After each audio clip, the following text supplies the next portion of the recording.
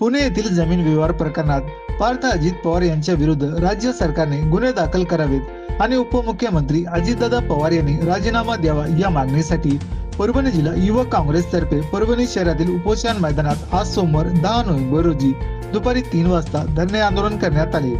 यावेळी युवक काँग्रेसचे जिल्हाध्यक्ष अमोल जाधव, वैजनाथ देवकते, ॲडव्होकेट आसेफ पटेल, इरफान जमीनदार, जयराम डुकरे, नितीन रणेर, आतिश गरड, सुहास पंडित, सत्तार पटेल, ॲडव्होकेट सय्यद एजाज यांच्यासह अन्य पदाधिकारी आणि कार्यकर्त्यांनी यावेळी महायुती सरकारच्या विरोधात जोरदार घोषणाबाजी केली आहे।